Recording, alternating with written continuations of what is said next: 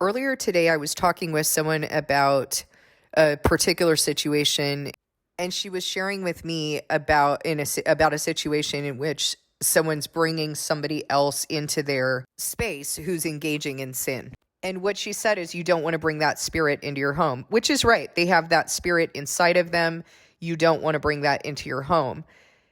But one of the things that she asked me is this right? Is this how it happens? And here's what I want you to understand. That spirit is not going to somehow linger in your home. The reason why we don't want to be involved with people who are not receiving rebuke, reproach, correction, they're not interested in changing. The reason we need to dust our feet is because our hearts are going to end up being influenced. So an example of that is that if you start hanging out with people who are living in this way, you're going to start speaking as they do. You're going to start doing as they do. You're going to start skimming a little here and there. And because you're doing that, because you're returning to this sort of double-mindedness, adultery, lukewarm behaviors, that is going to come from your heart. These things are going to start entering your heart. That is what causes a spirit to affect you and your home. It really is a heart issue. So I don't want you to think, as counterfeit Christianity has taught us, that what's happening in this spiritual realm has the ability to somehow give us cooties. God has established contagion and these sorts of things in the physical realm so that we can understand what happens in the spiritual realm. But that doesn't mean that spirit that is invisible is somehow touching you or lingering in your home or something like that. The only way that can happen is if your heart has gone there.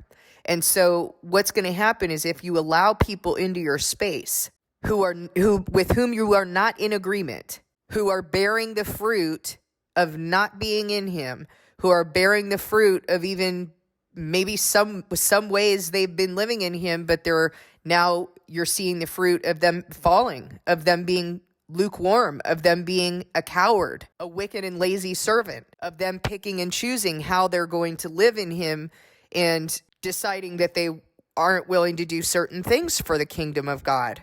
You have to dust your feet. You have to be a watchman. You have to reprove. You've got to give them an opportunity to hear truth. And then you have to dust your feet if they prove to you that they don't want to change. Here's the other part of it. People need to experience certain consequences, because if they are placed in a position to just feel comfortable in their sin and to have all of the benefits that they would have, whether they're living in God or they're not, then they have no motivation to change. God doesn't do that with us. Why would he expect any differently from us? And as it is, he tells us that we must be a watchman, that if we're not, that their blood is going to be on our head. They will die either way if they don't change, but their blood will be on our head if we don't say anything. Now, this is different from going and saying, the Lord has given me a word for you. If God is telling you to rebuke someone and he is showing you that they are wrong, that's what you say. But you don't start standing in the place of God and telling them, here's what the Lord is telling me that you need to do. You speak on the word and you say, look, this behavior is not consistent with the word. Here's where it is in the word. God is talking to me about this. He is telling me that it is my responsibility to tell you. This is what I have received from him. That's different from setting yourself up as some idle conduit to tell someone how to do what the Lord is saying. They need to receive from God. It needs to be enough that they hear from you that you are saying what you're doing is wrong. And here's where it is in the word. I've shared with you that I have someone who has been working for me whose own house is not in order. And frankly, you can't work for me if your own house is not in order, because that's not how God works. You shouldn't have entered into this with me. If you knew his word, you'd know that that's not how he works. That no one is able to manage God's church without having their own house in order. You've also heard me talk about this contractor who I chose to bring onto my property, bring into my space, and he defiled my property, and he turned a weapon on me, and I was afraid, and I was dealt with by God. That is not because that spirit has any kind of power. It is because the decision that I made to hire that man. I knew that God had not given me the go-ahead to work with him. I knew that I was not feeling comfortable with the contractors that I had interviewed, but I was frustrated that I was not feeling comfortable with them because I just wanted the job done. Because I stepped away from his spirit and I did not remain faithful to the covenant that I made with God to make these decisions with him, I allowed that spirit to affect me. I allowed that spirit into my heart. That is the reason he dealt with me.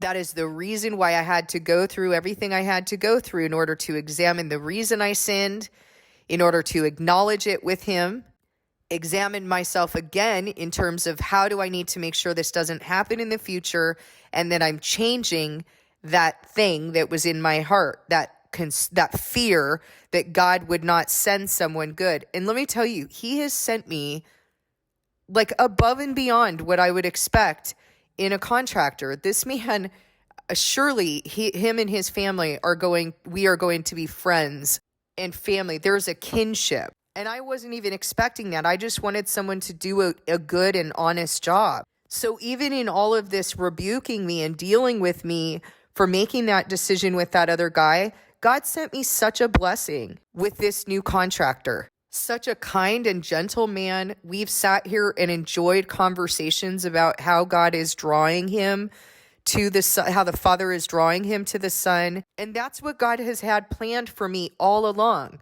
But I made the decision to separate from his spirit. And that's the reason that spirit in the first contractor affected me, affected my property. I had that spirit of fear that returned to me. I was vigilant. I was looking out my window to see if he was coming back. I was afraid. I had all of those feelings of what the world calls PTSD, which guess what?